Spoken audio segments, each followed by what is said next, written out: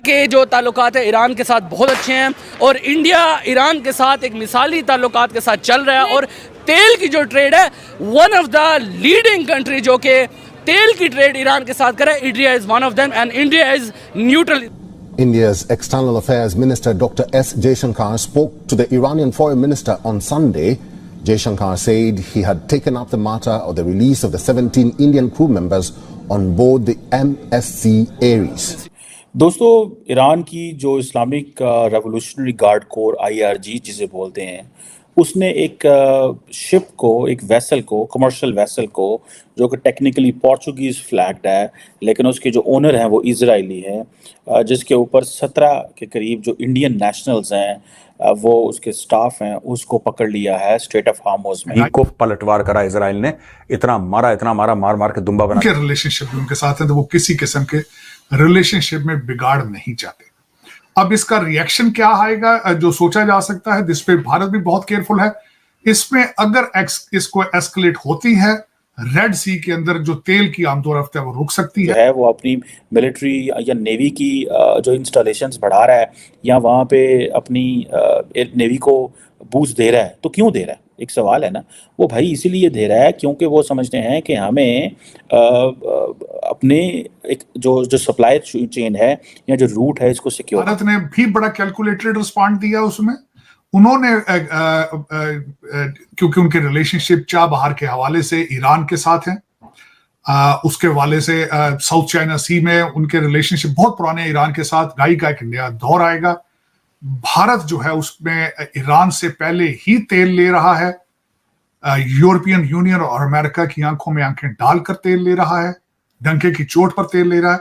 उन पे इतना असर नहीं पड़ेगा, लेकिन हमारे जिस तरह के पाकिस्तान जैसे छोटे कंट्रीज जो कि पहले ही अनऑर्गेनाइज्ड हैं और बिल्कुल ही कभी कल का सोच के नहीं चले, उनके हालात खराब हो जाएंगे। यहाँ पे मैं एक सवाल ऐड करना चाहती हूँ कि ठीक है ईरान ने किया, ईरान के इतनी पावर थी कि उसने इजराइल पर अटैक किया, लेकिन ये भी तो देखिए ना कि इजराइल ने उसके जितने भी मिसाइल और ड्रोन थे वो खत्म कर दिए। अब ईरान तो मुश्किल में आ जाएगा, क्योंकि इसराइल तो उसको नहीं छोड़ेगा कि इसराइल ईरान का हाल भी गजा जैसे करने वाला है।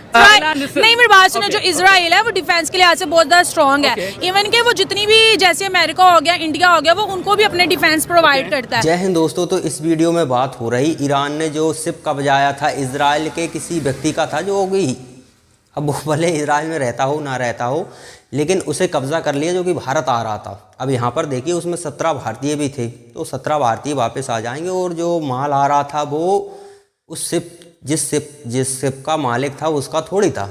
एक जगह से दूसरी जगह ले जाने के लिए शिप होती हैं और उनके तो इंश्योरेंस होते हैं, शिप कंपनी वाले से वो इंश्योरेंस ले लेगा, तो उसे समस्या नहीं है। लेकिन ये जब हम बौखला जाते हैं ना, तब इसी तरह की हरकत करते हैं, तो वही हरकत ईरान ने की है।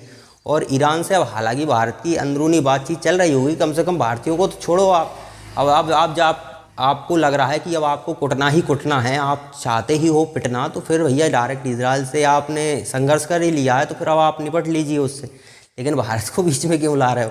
भारत को उंगली करने की ज़रूरत नहीं है। लेकिन ईरान से आप और उम्मीद कर भी क्या सकते हैं? ईरान से इससे ज़्यादा बेहतर उम्मीद नहीं की जा सकती, क्योंकि ये लोग उतना बड़े एक्शन लेने के लिए कैपेबल नहीं है। तो ये इसी तरह की हरकत करते हैं जो हूती कर रहे थे, वो भी शिपों पे कब्जा कर रहे थे, शिपों पे हमला कर रहे थे, बिजनेस को टारगेट करने की कोशिश कर रहे थे।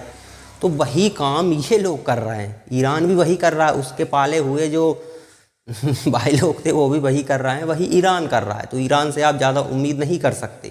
और ईरान भी किस पर निर्भर है? चाइना और रूस युद्ध में फंसा हुआ है। रूस की इकोनॉमी भी डमाडोल हो रही है सैंक्शंस के कारण, और इधर चीन भी जा रहा है गटर में, तो चीन की भी हालत ख़राब हो रही है। तो ईरान को सोचना होगा कि इनके चक्कर में, इनके भरोसे के चक्कर में आप इस तरह की हरकतें ना करें कि इजराइल के साथ साथ आप ऐसे देशों से उंगली कर बैठें जो आपके मित्र देश हैं। अब भारत से ईरान के अच्छे संबंध हैं। अब आप देखिए कि अमेरिका के सैंक्शंस के बावजूद भी हम कुछ तो ऑयल ख़रीद रहे हैं ना ईरान से, लेकिन ईरान इस तरह की हरकत करेगा। हालांकि जो शिप कब्जाया था उसे कब्जाना था तो कहीं और कब्जाता। जो भारत आ रहा है वहाँ पर आप उस शिप को कब्जा कर रहे हो, उसमें भारतीय भी हैं, उनको तो आपको इमीडिएटली छोड़ना चाहिए था। तो ईरान पर अब इजराइल हमला करने की तैयारी कर रहा है, तो ईरान को अब ये सोचना चाहिए कि हमले को नाकाम कैसे करना है। क्योंकि अब आप देखिए ना इजराइल पर हमला हुआ तो उसने 90% के आसपास हमले नाकाम किए, उसके जो एयर डिफेंस सिस्टम थे उन्होंने। तो अब आप ईरान को सोचना होगा कि वो किस तरह से काउंटर करेगा। S-400 रूस से लिया होगा शायद, तो उससे बच सकते हैं, लेकिन मुझे नहीं लगता, क्योंकि पाकिस्तान ने अभी हमला करके बता दिया था कि ईरान में कभी भी कोई भी हमला करने के लिए सक्षम है। क्योंकि जब पाकिस्तान कर सकता है तो इजराइल तो बहुत सोच समझ कर काम करते हैं, ये जज्बात वाले लोग नहीं हैं, ये स्ट्रेटजी बनाकर काम करते हैं। ईरान ने हमला किया था अंधाधुंध बरसा दी कहीं भी, अब हमला होगा तो वो स्ट्रेटजिकली आपकी रीढ़ तोड़ने के लिए होगा। याद रखना, 2-4 आम लोगों पर हमला करने से वो हमला नहीं माना जाता। इजराइल आपकी रीढ़ तोड़ेगा, क्योंकि वो प्लानिंग के साथ हमला करेंगे।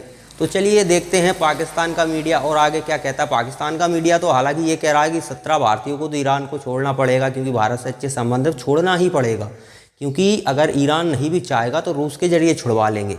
रूस की बात तो ईरान को माननी ही पड़ती है किसी भी कीमत पर। क्यों? क्योंकि रूस पर की वजह से ही ईरान टिका हुआ है, वरना अमेरिका अब तक साफ कर चुका होता। जब भी अमेरिका हमले की तैयारी करता है ईरान के खिलाफ तो रूस खड़ा हो जाता है परमाणु की धमकी के साथ। तो इसलिए रूस की तो बात माननी ही पड़ेगी। और देखिए, पाकिस्तान अगर अमेरिका की बात ना माने, चीन की बात ना माने तो जाएगा कहाँ? माननी ही पड़ेगी। तो वही हाल इन जनाब का है। तो अब देखते हैं, ईरान ने तो हमला कर दिया, लेकिन उससे ज़्यादा अंतर नहीं पड़ा। हमला हुआ है, इज्जत गई है इजराइल की, लेकिन ज़्यादा कैजुअल्टी नहीं हुई कि उतना नुकसान इजराइल को हुआ हो। लेकिन अब इजराइल हमला करेगा तो क्या क्या बेनिफिट इजराइल उठा सकता है, क्योंकि स्वाभाविक है ये वॉर भी हो सकती है। आप ईरान पर हमला अब करते हैं तो ईरान हो सकता है वॉर घोषित कर दे। वॉर घोषित कर दे तो दोनों देशों के लिए समस्या खड़ी हो जाएगी, क्योंकि जहाँ वॉर होती है वहाँ की इकोनॉमी डाउन हो जाती है। ईरान की तो वैसे भी है ही, ईरान को बहुत ज़्यादा नुकसान होगा।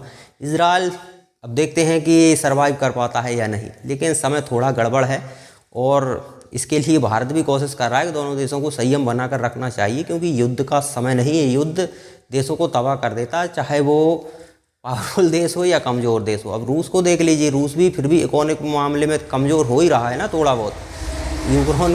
यूक्रेन तो पूरी तरह से नष्ट हो गया, लेकिन रूस को भी फ़र्क पड़ रहा है। तो ऐसा ही होता है, इजराइल को भी फ़र्क पड़ेगा, ईरान को भी बहुत फ़र्क पड़ने वाला है। तो चलिए पाकिस्तान का मीडिया आगे और क्या कहता है वो देखते हैं। स्ट्रेट ऑफ हार्मोज में is an important country for India, then बहुत सारी इंडियंस वहाँ पे मौजूद हैं, सो वो उधर लगे हुए हैं।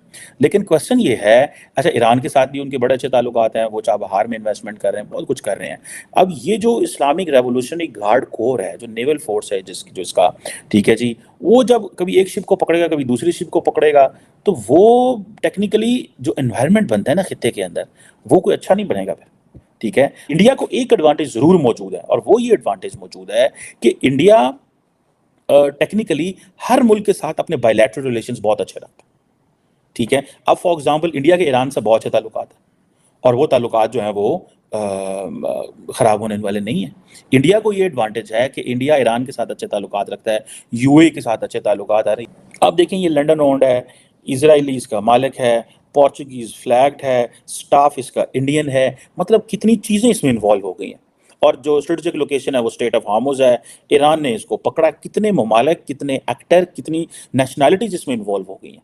So it's not an easy thing. अब फॉर एग्जांपल इंडिया अगर इस India middle east Europe corridor को अगर चढ़ाना जो है वो कामयाब करना चाहता है, तो अगर मिडिल ईस्ट में सिचुएशन डेवलप नहीं होती तो क्या ये कॉरिडोर ठीक होगा? रह गई इंडिया के बाद, Indian stance is also neutral towards this issue. मुझे नहीं पता what is your information about that. मुझे एक आप दिखा दीजिएगा कोई लिंक जिसमें इंडिया ने खुल के या उनके किसी फॉरेन मिनिस्टर ने बयान दिया हो कि भाई we are standing with Israel.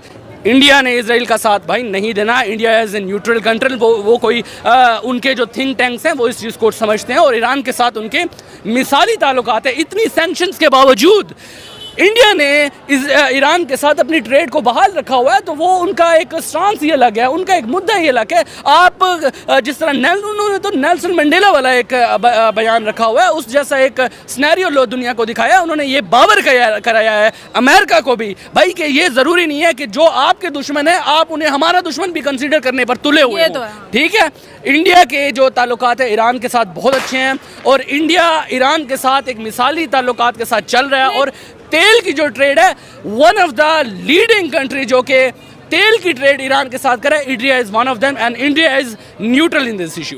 अगर इंडिया जो है वो उसमें आ रहा है टेक्निकली इंडियन ओशन से निकल के वो हॉर्न ऑफ अफ्रीका और रेड सी में जा रहा है, तो क्यों जा रहा है? या इंडिया फॉर एग्जांपल अगर मडागास्कर के अंदर या मॉरिशस के करीब अगर जो है वो अपनी मिलिट्री या नेवी की जो इंस्टॉलेशंस बढ़ा रहा है या वहाँ पे अपनी नेवी को बूस्ट दे रहा है, तो क्यों दे रहा है? एक सवाल है ना।